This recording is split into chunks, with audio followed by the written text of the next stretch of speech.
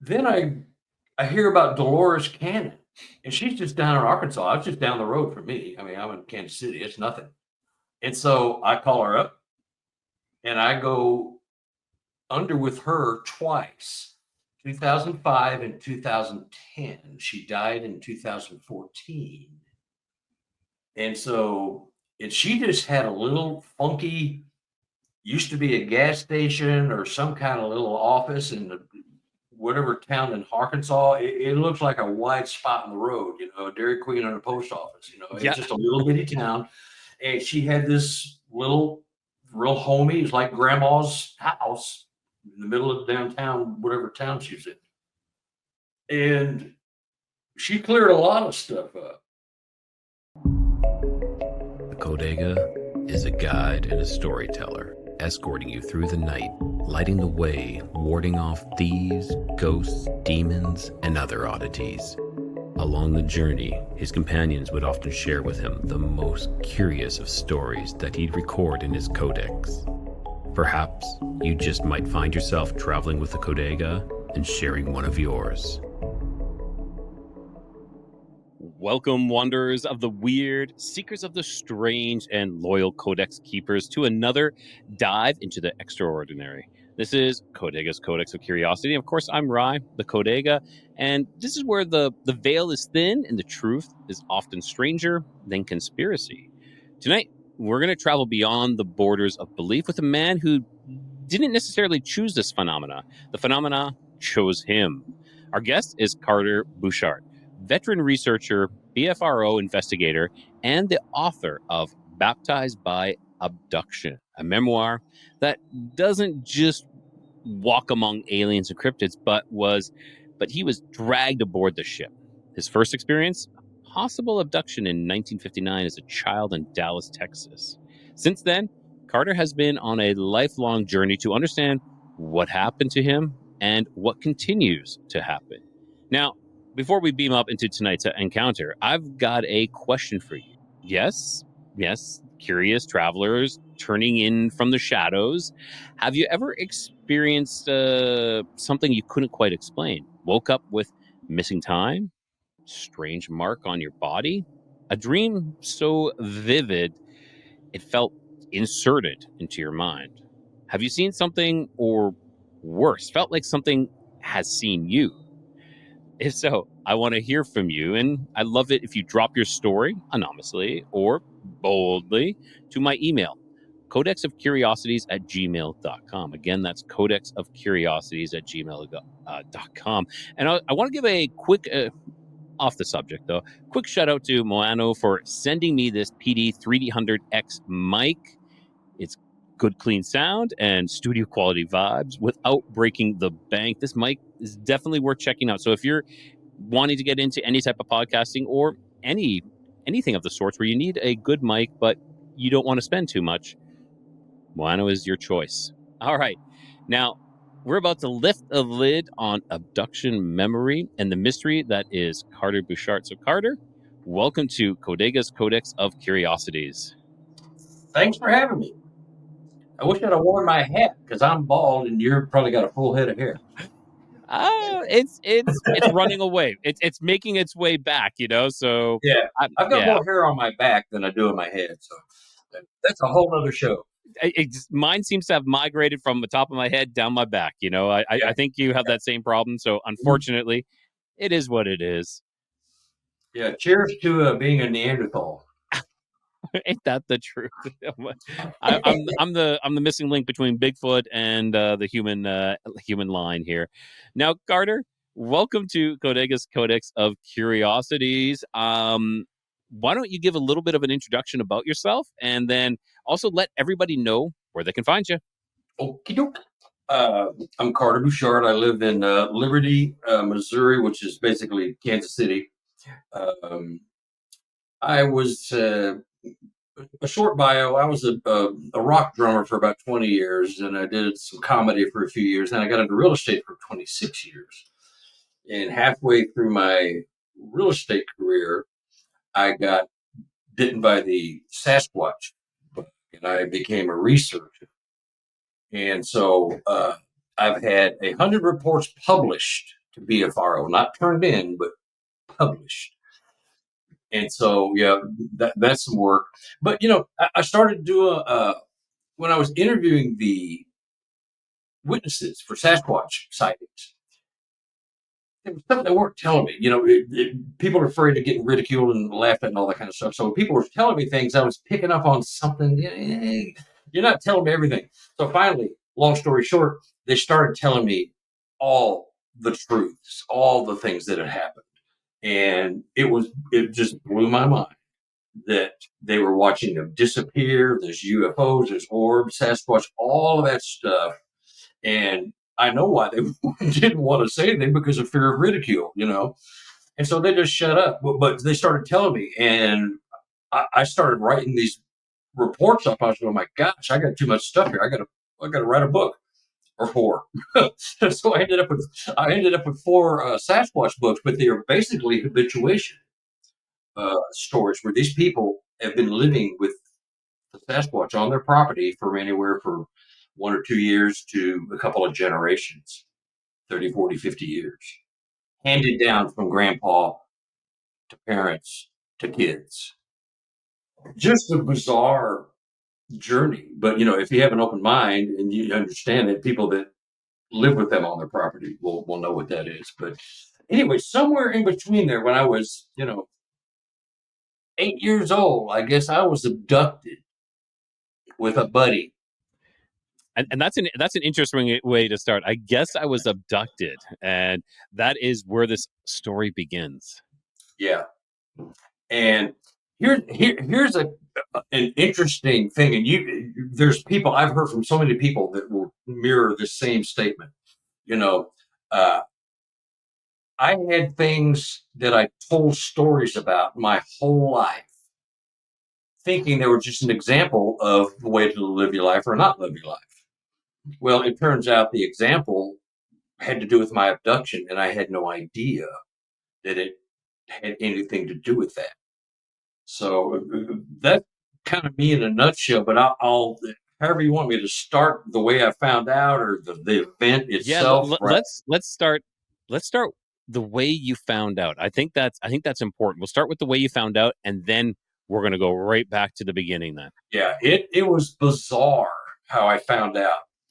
And anyway, 2004, Kansas City, Missouri, sitting around the house with my wife and a friend of mine who she had remarried, her new husband, and she was the wife of my former comedy partner, and he passed away.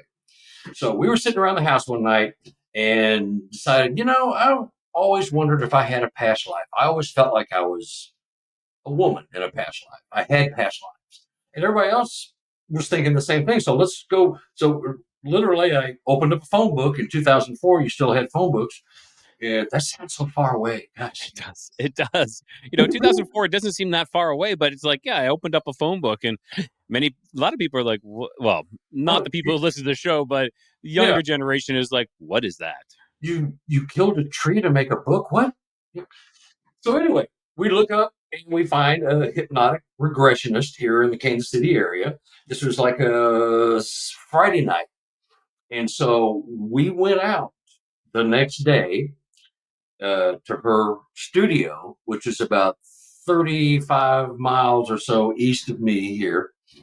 And, she had a barn. It was an old barn, an old farmhouse. And she had hay bales and chairs and cots and, all kinds of stuff laying around. You could sit there. So we all watched each other going under, and we were all recorded, and we all watched each other. We got a tape of our own regression, but not everybody else's. So my wife went first. She couldn't go under. And Steve went first, Nancy's new husband, and he had one cool life. She went under. She had 2 good lives. And so it was my turn. I went last. And it took a while, and I was fighting it. I was like just fidgety and ignoring and refusing to do what she said. And finally, I get under. And if I start bawling, excuse me, but this every time I relive it, it's just devastating. So not in a bad way. I enjoyed it. but it's tears of joy, not tears of fear. So I start screaming and crying, and tears running down my face. Get your hands off of me. I used other colorful language, but what are you doing to me? What are you doing to my friend? What's going on? I'm screaming. He's screaming. I'm screaming. And, and I'm going through this whole thing. And we recorded it. And I'm sobbing. I'm uncontrollable. I'm, and I'm my 8-year-old self, except in a 53-year-old body, And so I go through the whole thing. And when she takes me out from about 35 minutes, I think, 40 minutes, everyone's standing there like they're just mouths open, eyes wide. I've got tears running down my face. I go, what the heck is that? What's going on? What's going on? And, am I crying? And then they tell me, and I'm going, what?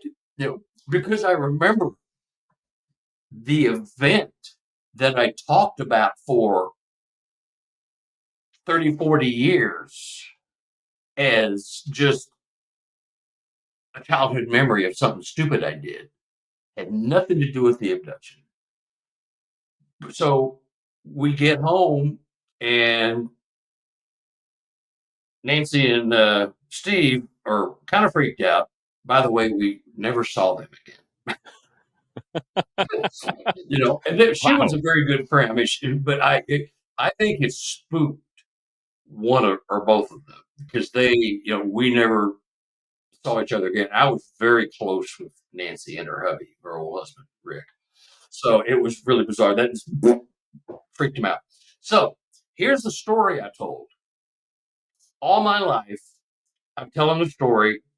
I'm in real estate sales. So, you go into a bar, you go into a meeting, you try to make conversation, break some ice, get some clients, customers, whatever. You tell the story. So the story I always told, well, the stupid stuff kids did that almost got them killed, but didn't. So, stick your finger in a light socket, stick a wire in an electrical plug, cleaning a gun and it goes off, the bullet goes blind, flying by your head. Well, me and my buddy, Craig, were riding our bikes. Actually, we were racing our bikes, Dallas, Texas, hot summer, July day. And we were on the stop sign. And this car goes whizzing by us. And I could feel the wind on my T-shirt flapping in the breeze. We're looking at each other. This is the weird part. We're looking at each other wondering how that car didn't hit us. Oh, my God, it's right in front of my house. My mother's going to see me because no women worked back then. So she's going to come out. And if the car didn't kill us, well, she's going to kill us for running a stop sign. Of course. I know that all too well. Yes. Two stupid kids, And so that's a story I told, not knowing what really happened. I would tell this story at an icebreaker, at a sales meeting, or at a bar, happy hour, meeting clients, and that's a story I always told. And I just said, well, I was just a dumb little kid doing something stupid. I ran a stop sign, shouldn't have done. I could have been killed. I shouldn't be here, but I am, and here I am. So that's the story I told for 35, 40, 50 years, 60 years. I'm 73. This happened when I was, 8 or 9. So, but I didn't start telling the story until I was probably in my late teens. So, 30, 40 years, I'm telling this story. Had no idea. And then I go get hypnotized to find a past life. Oh boy, I got my money's worth. But yeah, so that's how the whole process. Are you familiar with Dolores Cannon? 100%. Yeah, Dolores Cannon is quite amazing. She's my baby. And for those who haven't heard of Dolores Cannon, please pause this interview, go check her out, come back. Yeah, no, she was a savior. So, the first regressionist didn't know what to do with it. She was free. We were about her. She had just gotten her hypnosis license. We were about her 5th or 6th customer ever. And when she gets an alien abduction and a kid who's 53 crying like an 8-year-old boy. I mean, I'm laughing, with the what's the word? The irony of the whole thing. Definitely, that She's going, situation. and she was there with her mouth going, what do we do? It was just the strangest thing. So, but when I left her, I went to another regressionist down in Springfield, and she dealt more with the past life, but she also uh, dealt with the abduction, although she was not prepared for it either. It was, I'll do it, but hey, it just stepping on eggshells for a lot of people for some reason. So anyway, uh, then I hear about Dolores Cannon, and she's just down in Arkansas. I was just down the road from me. I mean, I'm in Kansas City. It's nothing. And so I call her up, and I go under with her twice, 2005 and 2010. She died in 2014. And she just had a little funky, used to be a gas station or some kind of little office in whatever town in Arkansas. It looks like a wide spot in the road, a Dairy Queen and a post office. It was just a little bitty town. And she had this little, real homey, it's like grandma's house in the middle of downtown, whatever town she was in. And she cleared a lot of stuff up. And so, but I went to Dolores Cannon has her hypnosis college that her daughters still run, and it's a QHHT. So if you become a third tier QHHT regressionist, you are at the peak. You're in the Bud Hopkins, John Mack sphere. You're way up the food chain. So that's what they teach. And so I was lucky enough, and I didn't know. I've got 4 of her books now. I started once I met her. I went, oh my God, she's the grandmother I wish I had. She was just a cute little old lady. But she's a fireball. When she was getting me under, she was keeping me straight because I'm drifting left and right. So, but anyhow, that's the genesis of all of this. So you can just ask, and I'll fill in some blanks. Perfect. No, that was fantastic. And then, for you to get in contact with Dolores Cannon, I did not know that, which that's a big name in this. I don't want to say in this industry, but in this world, that's Dolores Cannon was huge. My wife was the first one to ever tell me about Dolores Cannon, and then I was like, oh my gosh, this is crazy. I've got all the tapes. Wow. And that wasn't her intention. Wasn't to do this type of hypnotherapy, regression therapy, and she just stumbled into it, which seems like your other hypnotherapist kind of got thrown into baptism by fire there as well. Yeah. She got baptized hardcore. Exactly. Yeah. But her husband, I've come to find out, was an Air Force guy, pretty well connected. So she may or may not had some interesting interviews that we may or may not ever hear about. Classified kind of thing. Yes. I'm a nobody. So to hear about mine, I'm lucky that you're listening to me and other people. But I'm talking about like way up presidents or what? Who knows what she did? But he was a well-connected Air Force person. I think I know he was military. I think it was Air Force. But anyway. Wow. So and then I went under with one of her students. And then I went under with the lady who was my very first one just this past February. We're friends now. We've done a lot of paranormal conferences together. I see her all the time. I'm going, what? She goes, oh my God. Are we still speaking? Yes. Good to see you. That kind of stuff. But it was, yeah. So, but we got questions. Ask away. My question that I want is, lay it on me. Let's hear what happened. Instead of you running a stop sign and almost getting hit by a car, I'm assuming that's a screen memory. Yeah. Yes. Oh, yeah. Too bad the show's an hour because I could talk for about 3 and you'd have 3 episodes. We could do it again if you like. Yes. Yeah. So when I found out during the first tape, when Craig is the guy's name, I won't use his last name because I think I found him and I think he's hiding from all of this, but I understand why. So anyway, they took us in, and this is through 10 Okay. years of So before we regression. go that too far, so you were riding your bike, then what? Then this car, I see this car, and it's a blue Buick, just goes blowing by me. And it looks like this car, except it was blue, baby blue, sky blue. So we see the car, but the first regression reveals that it took both of us in the craft on our bikes. Through the regression, I found out that he and I were too close together to take separately. So they had to take me. I was collateral damage.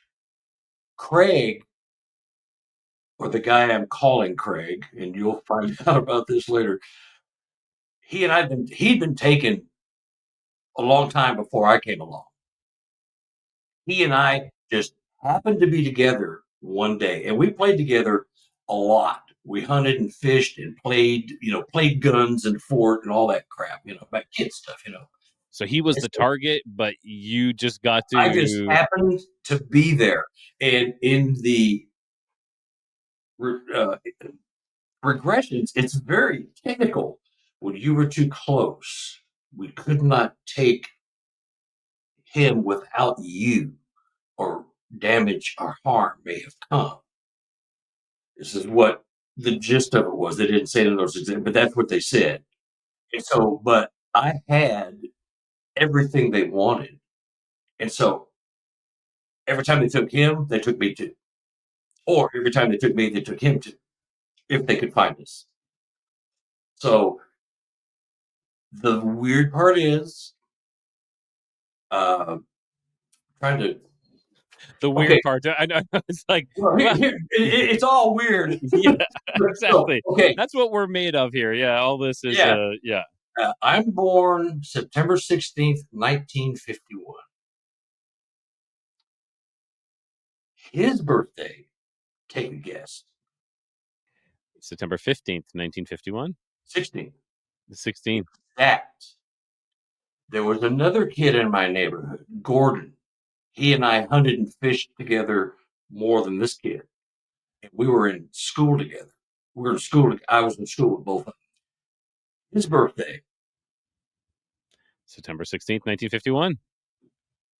If you're going to do experiments on living subjects, the best place to start is same age, same date, same birth, same everything. Male, he's 8 years old, he's 9. They're the exact same birthday. Physiologically, they should react virtually the same, unless there's some neurological or other problems we don't know about when we're experimenting on these little humans. So what a perfect match. So that's not a coincidence. I don't believe in coincidences anyway. It's serendipity. I mean, I was an accident the first time they got me, but in previous or subsequent regressions, oh no, we wanted you. We had to have you. You had just what we wanted. They were using us for, as they call, these are the terms they use for the breeding process: melding and meshing. Those terms were used over and over for the hybridization. They would not use the word hybridization. They would answer to me if I asked a question about it, but they would not say the word out loud. Don't know if that means anything or not. It just may be that melding and meshing are their word for that. And that's all on tape. Do you know anything about hypnosis? A little bit. I have not. Years ago, I at a bar when they were doing they had an entertainer there doing hypnosis. I was hypnotized, and but I haven't like really. A chicken? I think I was looking for Smurfs or something like that, or yeah. Something like that. Yeah. You can't be made to do anything you would not do in your waking state. You can't be made to go kill somebody or jump off a building or run naked at the mall or anything. If you would normally do that as your normal personality, where's Rye hanging out today? I want to go see. Yeah, exactly. Yeah. What mall is he at this week? Is he out of jail? But anyway, so they were after a particular strain or subject matter. Now, I've got two ways I can go with this since we're only an hour. But here's the thing. We can go a little longer than an hour. That's fine. An Okay. hour is the kind of minimum that I like to do. Hour and a half. Yeah. Okay, we're good. September 16th, 1951. So I recall definitely going to school with him. I definitely remember him living in my neighborhood. He and I accidentally burned down the back half of his parents' garage, shooting off fireworks when the wind reversed and blew the bottle rockets right back down on a patch of dry weeds behind their one-car garage, detached garage, wood garage in Dallas. And we burned the back half of it down. Of course, I hauled ass, and so did he. He didn't have far to go. He was home. So anyway, his parents said, "You never see that boy again. He's a bad boy. That Carter boy, he's no good." My parents, "You don't hang around with that Craig boy. He's no good." Blah, blah, blah. I remember getting grounded. We got grounded from each other. I couldn't find him in the yearbook, so I looked all over the country because when I actually listened to my tapes, and I mentioned like 4 or 5 neighborhood friends at the same time, I would remember, but he was the one I know, but maybe I don't know, that was right behind me getting abducted. So I looked and I found 7 Craig blanks with the same exact name. One had the same birthday. My problem is saved. So I looked him up, paid a couple extra bucks, got his phone number, which is the Creeper Award number 1. That's for me. Hey, buddy, you were abducted with me when I was a child. Right? Yeah. How do you start that conversation? Yes. Well, exactly like that. I called it. I said, "Craig, this is Carter Buschardt. We went to school together back in Dallas, Texas. I didn't live in Dallas, Texas. I don't know what you're talking about. Yeah, we hung out together. We hunted and fished together at Joe's Creek. We burned down the back half of your parents' garage with fireworks. Remember?" "No, I didn't live in Dallas. I did live in Richardson, Texas, which is about 20 miles away. Another town. I said, "Well, the reason I'm calling you is this is going to be weird, but I told him a story. I said, you and I were abducted. We almost got hit by a car racing our bikes by my house. Do you remember that?" And he's, "No, I don't remember any of that." I said, "Well, we were racing our bikes and we were abducted. We almost got hit by a car. We thought at the time, well, years later, I come to find out we were abducted and taken aboard a spacecraft."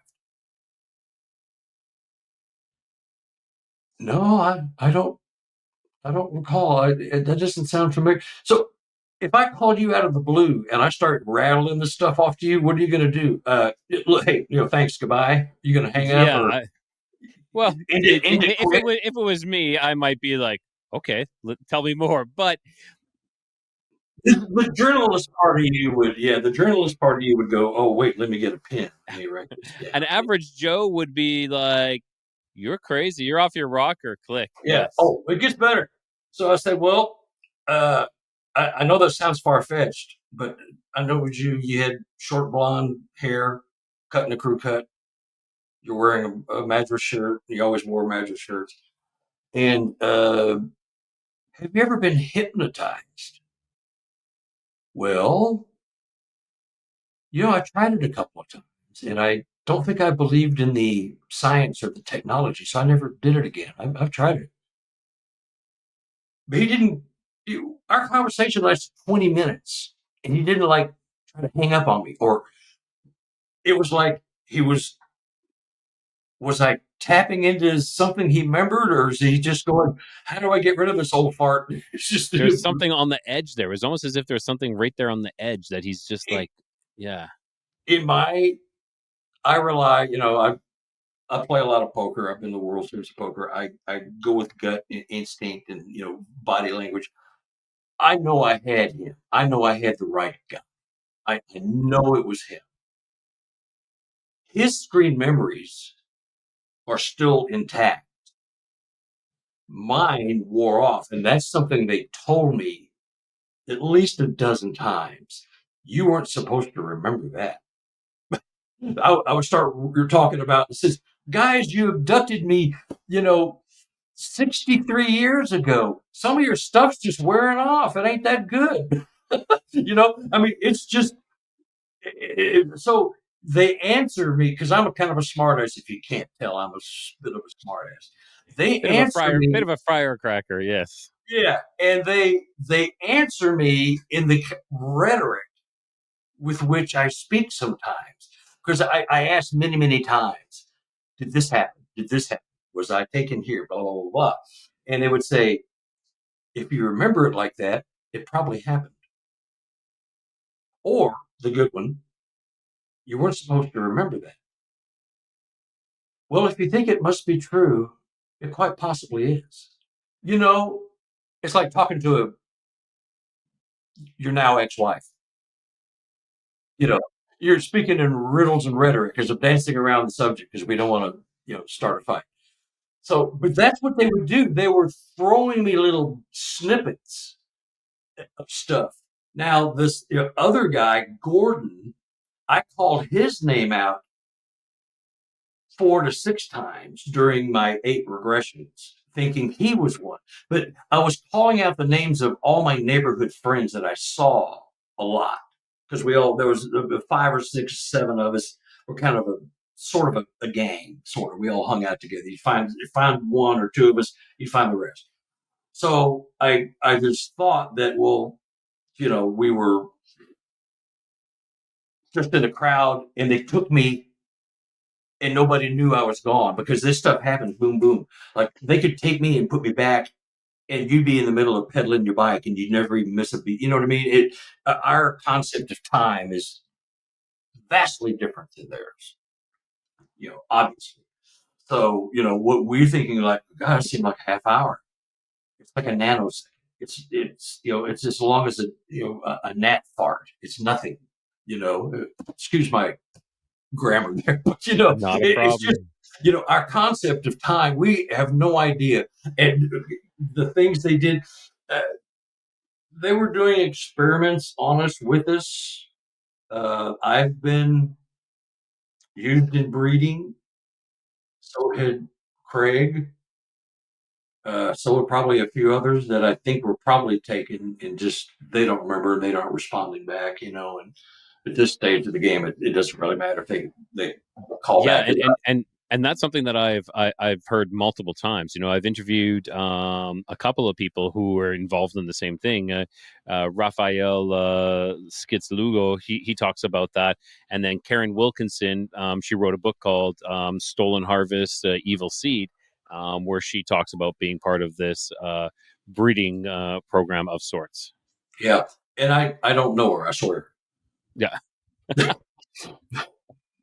Here is the other. You just segued right into that. When I put the book out, I wasn't even going to do it. Honestly, when I put this book out, I was just going to type this up as a Word document, which I did. I transcribed everything from cassette tapes to Word doc, and then Word doc to a book. I was just going to write this and leave it for my family so to know why I was so weird. But, when I started doing shows like this, women started calling me and they were going, oh my God. In fact, more women than men have called with remembrances of abductions. The women are remembering real or imagined pregnancies. One woman said she was a virgin when she was taken. and she thought she was pregnant. So, but I know technologically they can do things so you are still a virgin and you're still carrying our alien baby, So, but the women remember the typical thing floating out the window in your nightgown, it's flapping in the wind, you're going up into a craft, they impregnate you. 4 months later, they come back. The gestation period roughly is 4 months for the ETs. And so they take them and put them in their vats and get them to the birth stage. And then the women, sometimes, some were taken back to be introduced with their children. Most were. I only heard from 2 out of about 6 that said I was introduced to my child. And it was like an unemotional thing. It was like, I don't know if they were in a trance or under the ET's control of your emotions, or it was just like, I don't relate to this as my baby, but it came from my body, so maybe it is my baby. I don't know. We didn't get into that heavy a conversation. I'd really be curious what you thought, but they seemed detached and, well, that's mine. But it's kind of like me with my tapes. I didn't do anything with it. I didn't do anything with knowledge. I was just like phased, not phased. It's just like, well, it's in my head. I know, and that's the other frustrating thing about uh, being abducted is all this knowledge is in your head. Unless you're really good at self hypnosis or meditation, which I'm not, I'm type A. You can't access it. And it's frustrating because it's like right here. I could go lay down and put my head on my pillow and think and have it in my hand, but I can't do it. And that's the frustrating thing. That's how vastly superior they are to us to be able to shut us off, all or nothing, or anything in between. Whatever they want to do, they can. We're just lab rats. We're talking about mice and monkeys and dogs, beagles, and cats. Well, we're the same. A little smarter, and we get taxed by the government. Otherwise, we're And I don't know if we're a little smarter now after that. Yeah. Yeah, well, pretty dumb if we have to fall for that, but still, Yeah. I signed the papers. But and it's interesting you say that about because Raphael talks about that where he was abducted again and they presented him with a baby and he knew it was his and he felt that what they wanted from him was just the human touch. And after he held it, it was kind of like, thank you. Okay, now see you later. That's it. They want emotion. They have, and I've told this several times, they have no emotion. And it's not something you can transfer. It's got to be in you, and they have all this technology. They can do everything. They can travel 3,000 light years. They live in the bottom of the ocean. They live right here on our planet. They don't have to go anywhere. They can do all these things, compute and blah, blah, blah. I have no feelings. I'm smart and I can do anything. I can make myself rich, but I have no emotion. That is the thing that I was told several times. We need your feelings, your emotional values. We don't have them. We cannot create them. That's sad, isn't it? I mean, if you think about it, because if you see any of the Greys and all, they're all very emotionless and robotic and mechanical. And would you date a Grey? Nah, probably not. So, but I'm trying to qualify what they want from us stupid humans is something they can't create with artificial, because artificial intelligence is going to have its fingerprint on it, and artificial means just that. It might be intelligent, but it isn't. It's artificial. It isn't, the real thing, because what we were given at birth from whatever power, we only got it. Nobody else got it.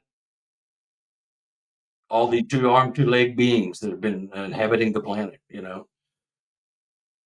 But why else would they crave that? You know, they have everything else. They can't get that. Yeah, they have the technology. Hmm. Yeah. Now, I have a question, Carter. When you were abducted, Uh-huh.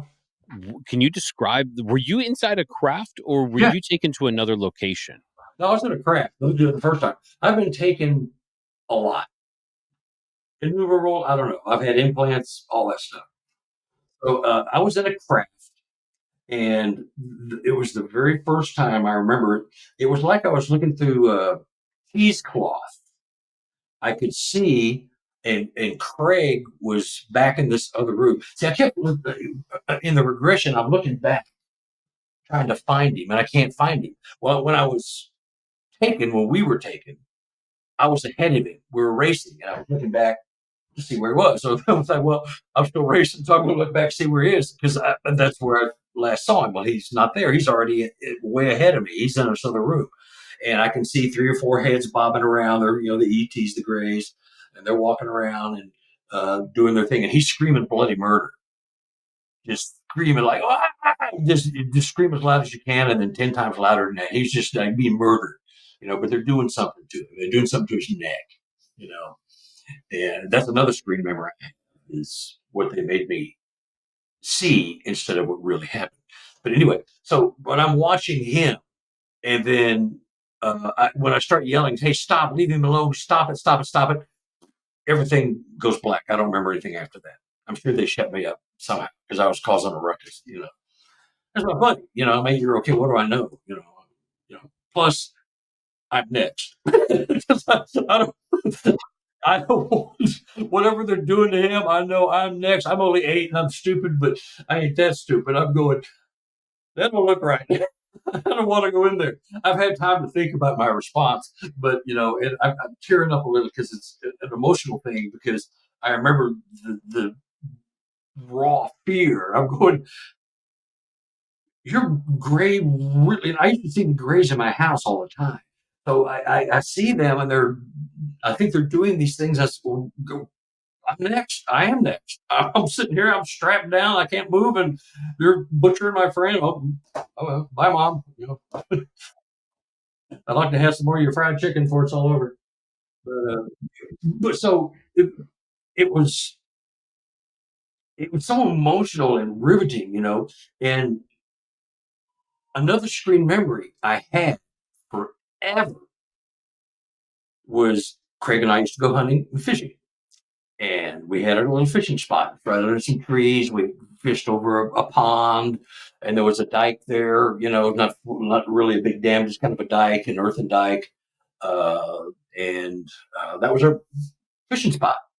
Well, a screen memory I always had. I was having this before I was hypnotized, and I was trying to remember, why am I having this? Because this never happened.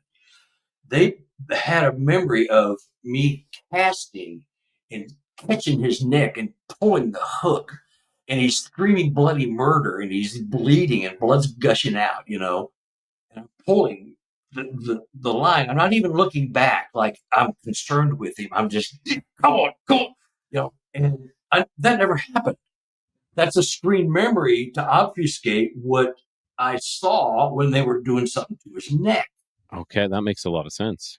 That is just how incredibly powerful that is, to be able to do that, and it lasted for a good while until I started remembering, after the hypnosis. But that one lasted longer. But the car thing fell apart pretty quick.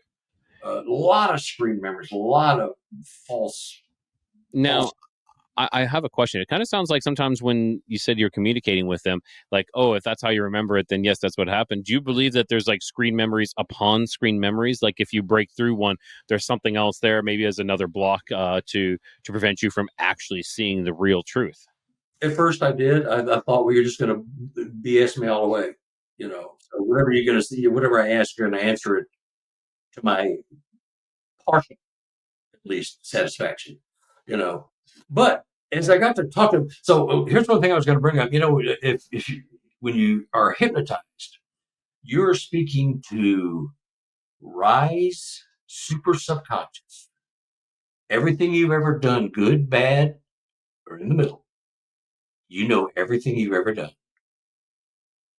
Just leave it, everything. Relationships, banking, friends, job, whatever. You remember everything. But day to day, we're so busy with stuff. We are just animals now. We're just running around, just doing our jobs and trying to make a living and, go buy food and go to Walmart, whatever you do. I've never been there, by the way. I've heard about it. Walmart.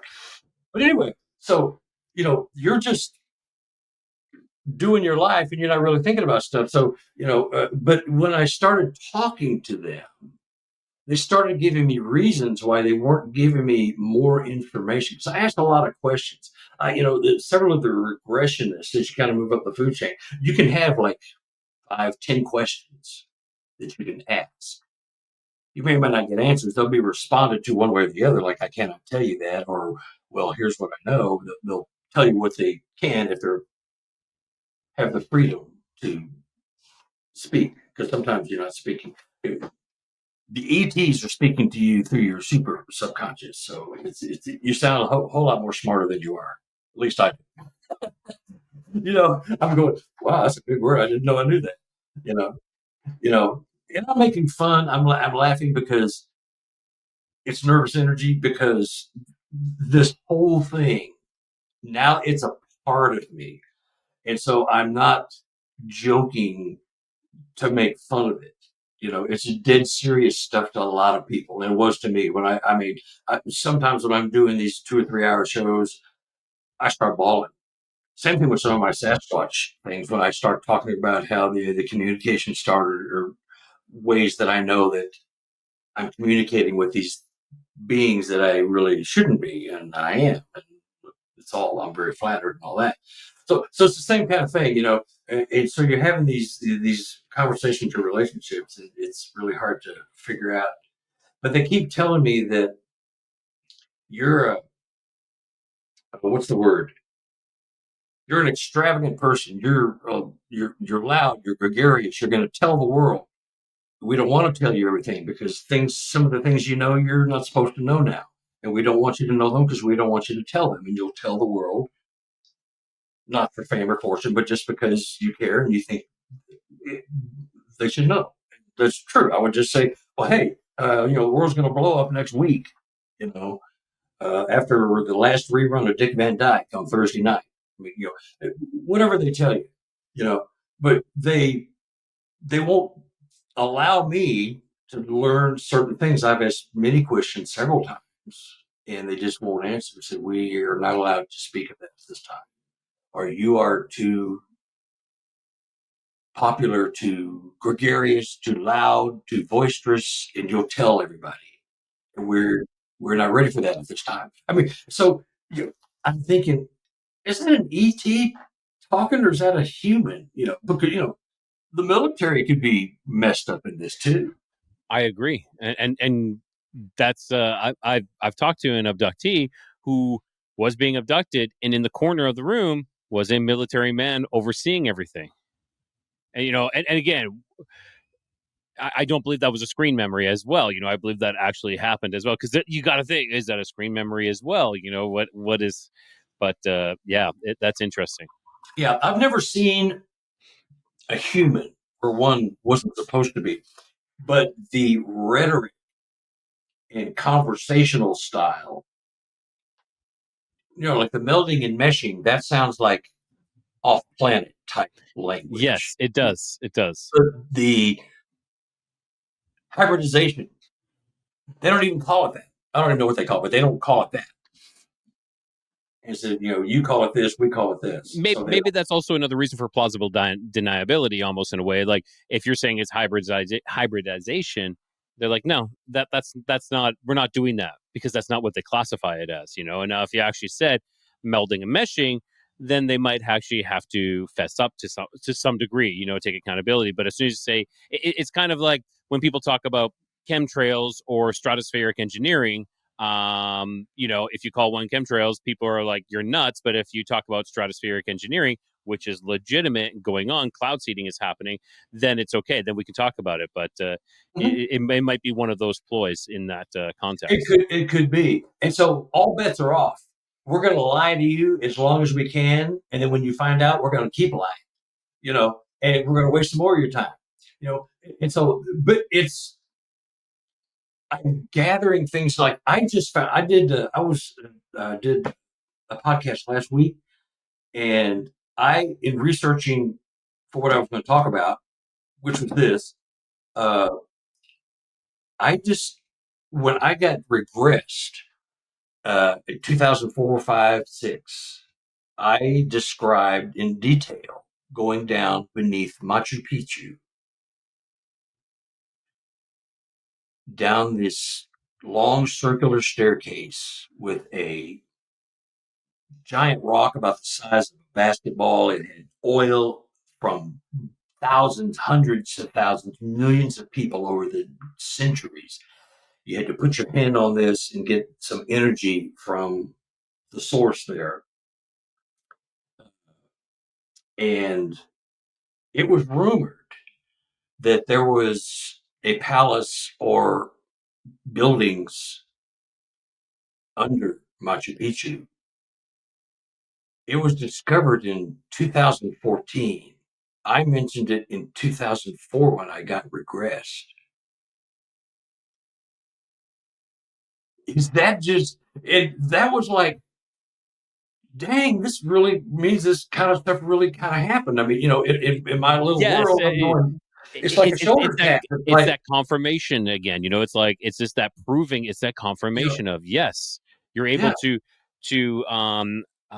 there's concrete a evidence of something that has happened that you saw or you talked about in one of these things that literally came through. It's kind of like Edgar Cayce when he was the Sleeping Prophet. He would talk about something and then years later they would actually prove it, and it's like, yes, there's this confirmation. We're able to prove this. Yeah, it just blew my mind, and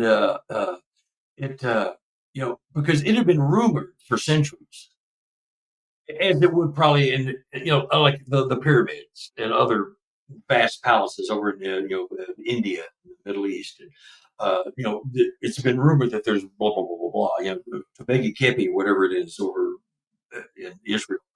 But anyway, so that stuff, I experienced that, and you had to put your hand on here and get the energy. Then you went around, and it was dark, but there was always a light source. You know what I mean? It was dark. The walls had green moss from years of water dripping down, and you were walking on seaweed. The long, skinny seaweed with a big bulby, balls on the end and flat leaves. They were like what you were walking on as you walked down the stairs, and when you got to the bottom, it was all kind of a seaweed floor. And it was, boy, you could hear water dripping. It was really, really a real thing. And I'm experiencing it. I'm going, well, this is really cool. I didn't think anything of it because I thought surely this is a known thing. It's again, I have this in my tapes and I'm sticking them in my closet, doing nothing with them for 20 years. What a dummy. I mean, knowing what I know now and wondering where I'd be now if I had got off, my butt and done something 20 years ago, 2004. I mean, but I can't beat a dead horse. I can, but it makes too much noise. It's real messy. I can't do it anymore. But it's just it's been a journey. It's still every day. Like just this last podcast I did, I just found this out. And had I listened to that tape, I would have gone, maybe I should Google, or whatever, and search. But boom, it's been rumored forever. It's an archaeological team from another country, I think, found it. Wow, that is amazing. That is amazing. Just little weird things like that, Yeah. No, it's all those little confirmations. It's just something here, something there. Now, I have a questions about these abductions because you did have a numerous. You said. Now, was there? How do I say this? So, what was like? Were some of the encounters benevolent, and others maybe felt more like clinical or invasive? With some of those. That's a good question. Actually, they were all quite benevolent. It was just business. There was no forced anything. It's kind of like I knew them and expected it. I was not surprised anytime I saw it. And here's the weird thing. Another thing I remember all my life was waking up in the middle of the night and seeing these little gray robots walking down the hall. I How slept in big? a Like smaller than grays, or like small, tiny, or no, like 3 foot okay. grays. There's two grays. There's the three grays, which are the androids, and then there's the tall grays like us, which are the real grays. Correct. You know, Yes. of course, I don't know that because I'm just a lowly nobody. But I'm not the government. They know everything. But anyway, so I kept seeing them, and I just thought it was another stupid dream a kid had.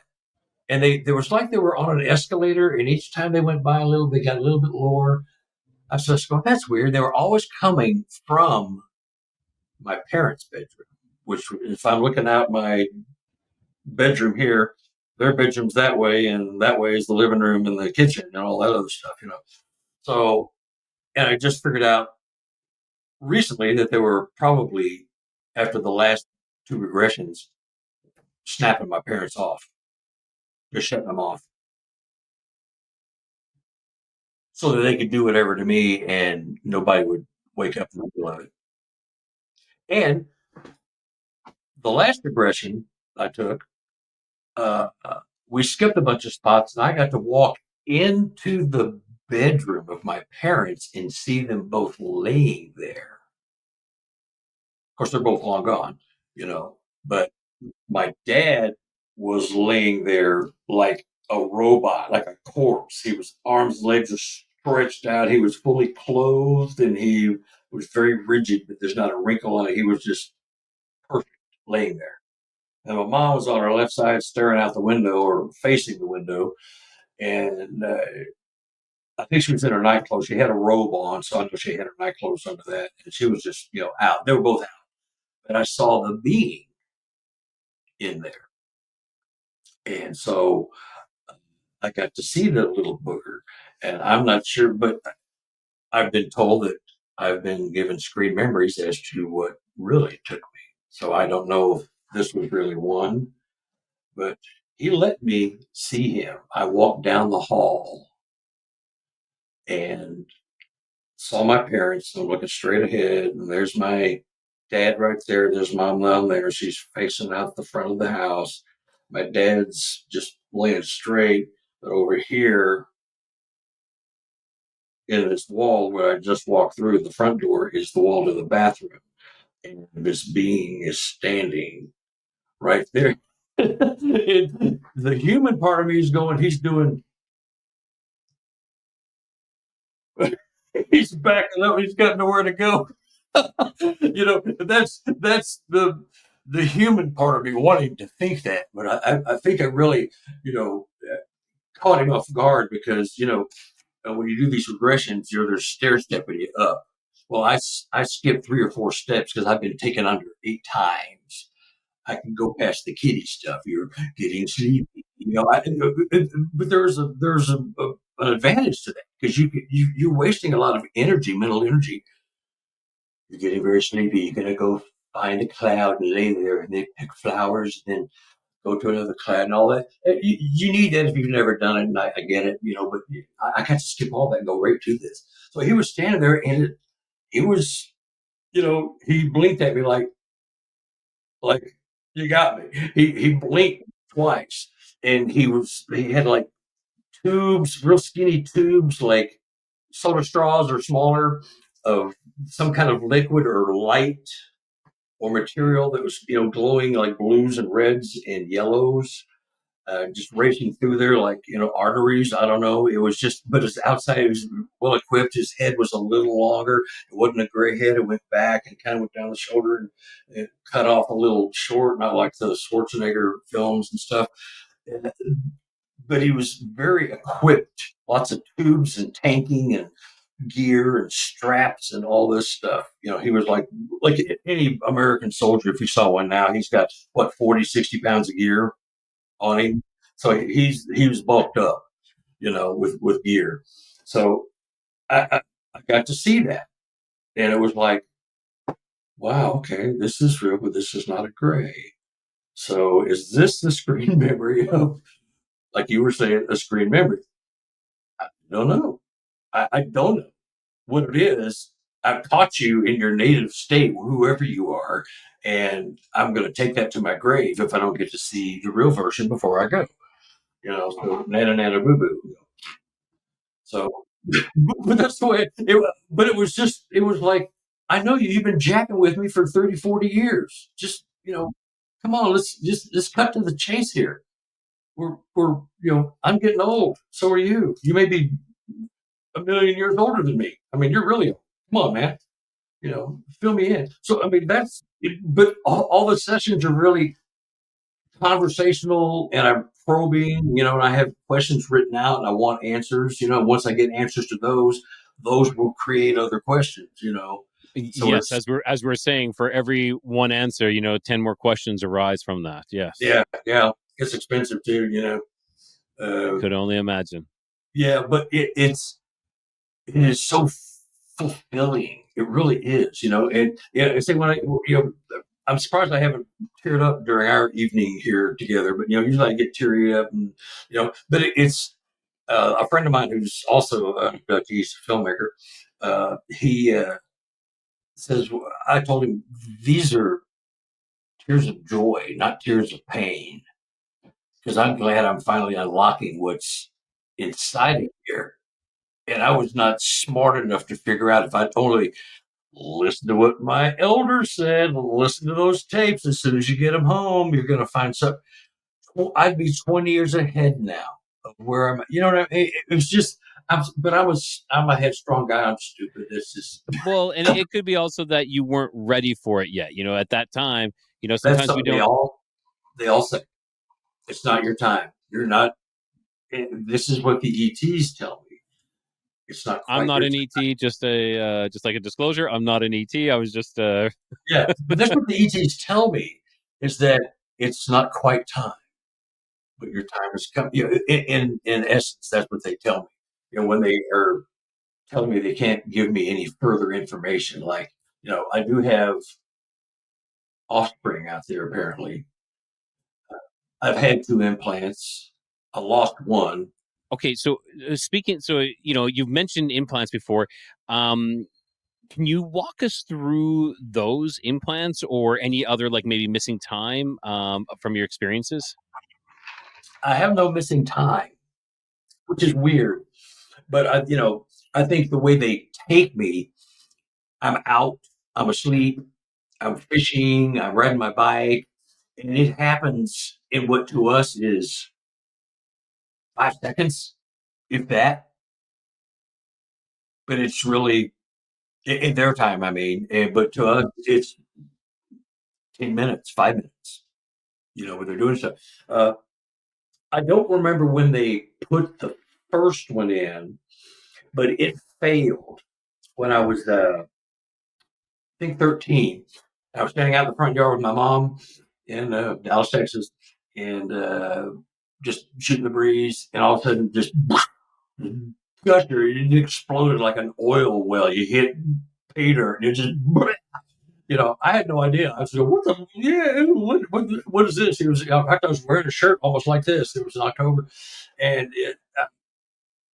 then this big long, what I thought was a blood vessel. I have to call it a booger. Excuse my French, but it was just this long thing. It was about a foot long. It was, about as big as my little finger, a little bit smaller, and real bloody. I was going, God, what is that a vessel or what? I was just, all of a sudden everything stopped, all the blood and everything.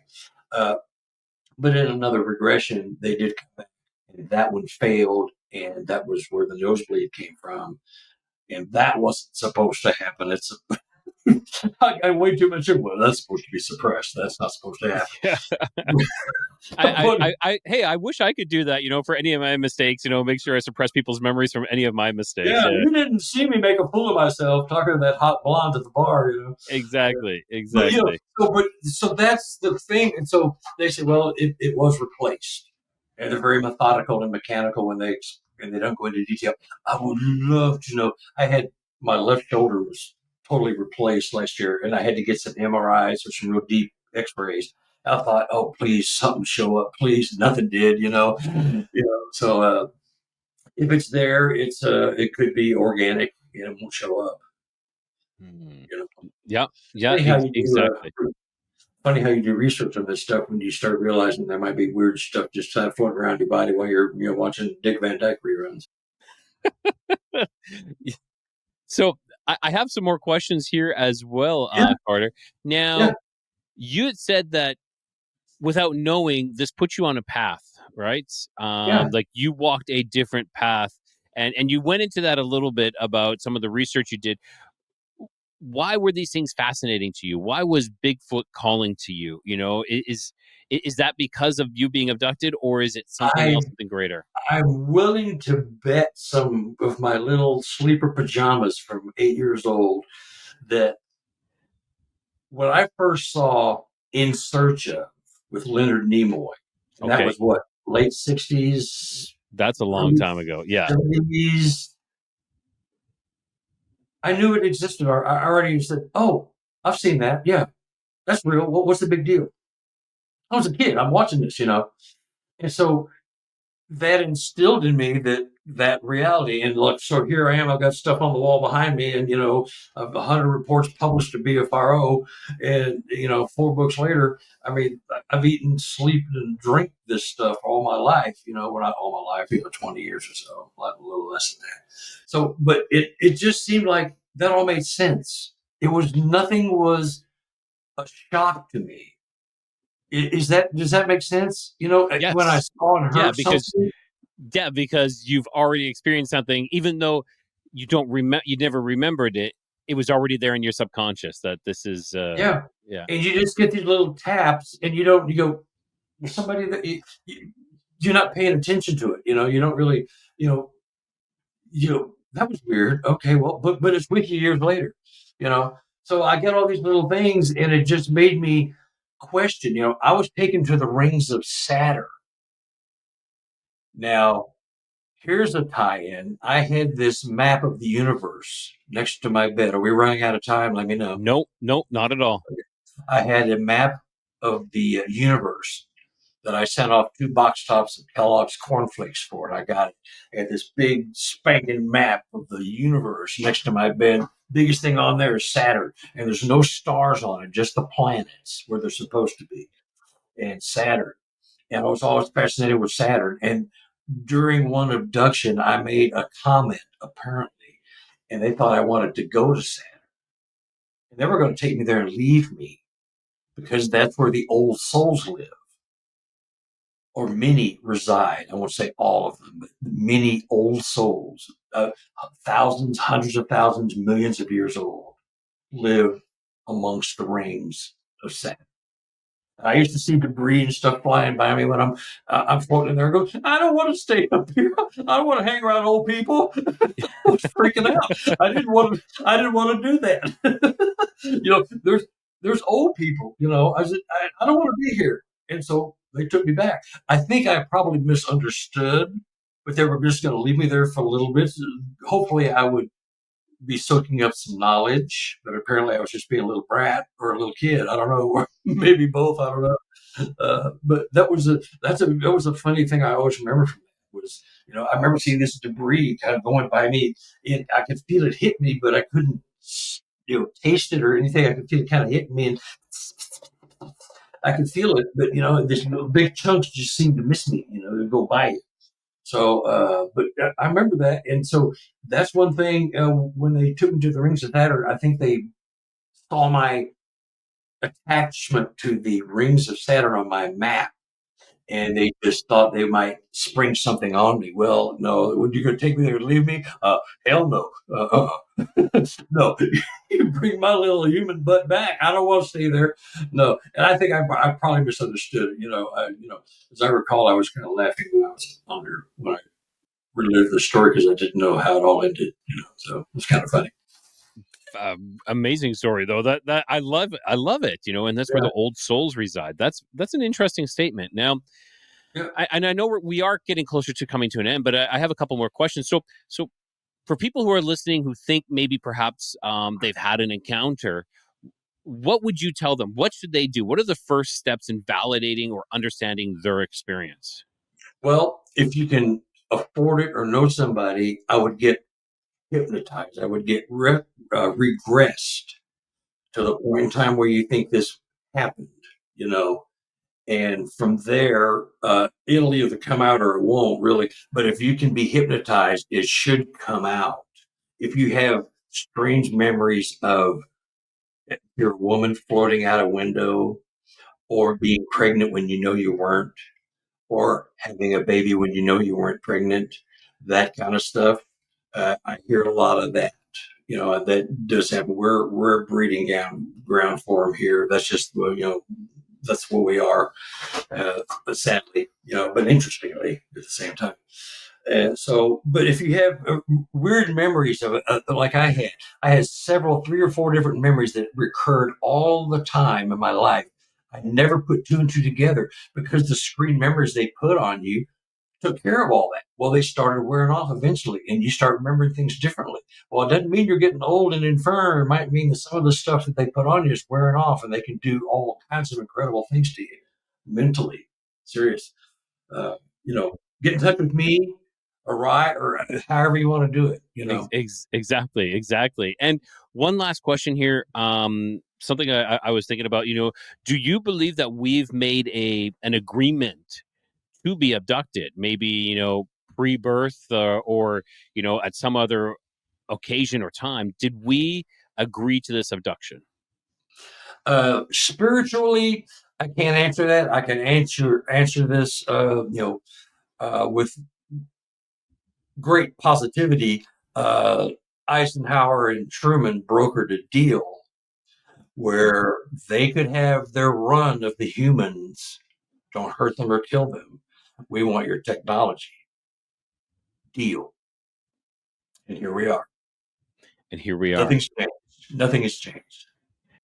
Except some of the things I've told you here are going on. They want that they can't get, and we have a soul, emotion, feeling for one another. They can never have that. So will this stop? I don't know. Maybe they'll find what they think is the cure and it'll keep going on. I don't know. Weird. Fascinating though. It is weird and it is fascinating all at the same time. And I agree with you. I believe that. I think it's the soul they're after. I really feel it is the soul. The emotion, we get the emotion from our souls. I believe it's the soul, the bottom line. And I have my own theory about that, but that's for a whole other show. Carter, I want to say thank you so much for making the time and coming on the show. I really appreciate that. And one last time, where can everybody find your book and find you as well? You can find me at my website is sqexplorer.com. Really easy. sqexplorer.com. My email sqexplorer@gmail.com. God, I'm smart. I can't believe it. But that's how you get a hold of me. Everything's confidential. If I think I'm through writing books, but if I'm going to do another one, if you end up in one, you'll have a fake name and a fake location. So I'm confidential with everything. Nobody has to know anything. Who you are and where you are means nothing. And it's what happened. And your books are the books that you are writing are all Bigfoot books, correct? Including, of course, your the latest I've one got there. this book, Yes, which is this story, and I have 4. I don't know where I put them. Oh, right behind me. There we are. Sasquatch Evidence of an Enigma 1, 2, 3, and 4. There we go. I'm self-published. Sell them out of my house. You want me to get a hold of me? Email, website, whatever. I'll make you a deal for all 4 or 5. And I'm sure you'll sign them as well. So everybody, go hit up Carter for his books, or if you've had any experiences that maybe he's going to put in Sasquatch Enigma number 5. Could be. Never know. Let's do this again. This is fun. This was great. I really enjoyed this conversation, Carter. Thank you so much. And I love your humorous take on it on a serious subject. Yeah, nervous laughter. Exactly. Thank you again so much, Carter. I really appreciate it. Okay. Thanks. All right, everyone. That was Carter Buschardt. And I don't know about you, that was great. So, that's it for this transmission. What begins as a child's bike ride in Dallas may well have been the first chapter in the lifetime of off-world encounters, and Saturn as well. And tonight, we're lucky enough to read between the lines with Carter. So, his experiences challenge our notions of time and memory and reality itself. And this is not a story that we have only heard for the first time. We've heard this many other times from other abductees as well. So it's not like oh, this is a one-off. No, multiple times. So whether you're a skeptic or a believer or somewhere tangled in the middle, there's one thing's for sure. There's something out there, and sometimes it comes knocking when we least expect it. Now, if tonight's episode stirred something in you, maybe a forgotten dream, a shadow at the foot of your bed, or a moment you just can't quite explain, you're not alone. Keep questioning, keep recording, and always, always stay curious. So until next time, this is Rye the Codega, closing another chapter in the Codex of Curiosity. Keep your curiosity wandering, keep the light lit, and always find your way home.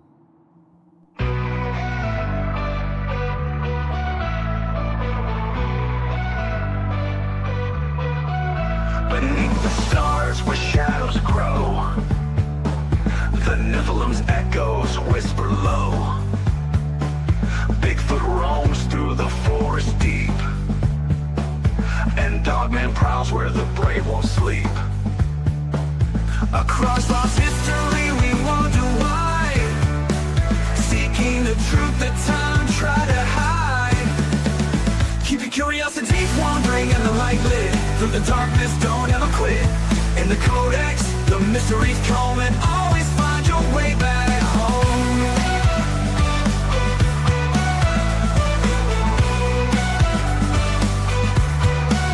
UFOs streak through the velvet skies. Aliens watch with unblinking eyes. The paranormal hums where silence breaks. In the void of secrets, a lantern wakes. Through hidden realms and stories untold, the Codex flame is the light to hold. Keep your curiosities wandering and the light lit. Through the darkness, don't ever quit. In the Codex, the mysteries come, and always find your way back home.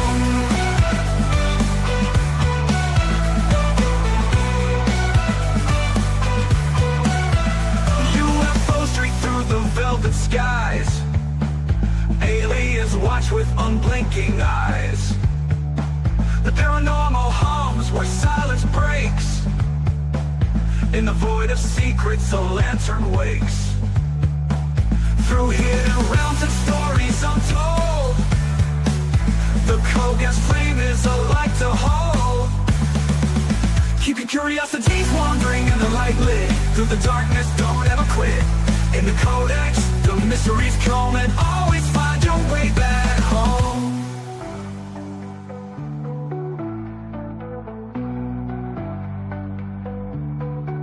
Legends rise from the Earth's deep core, a lost legacy we can't ignore.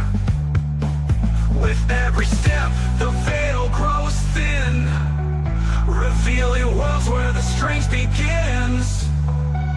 Keep your curiosities wandering and the light lit. Through the darkness, don't ever quit. In the Codex, the mysteries come, and always find your way back home. Giants, cryptids that call,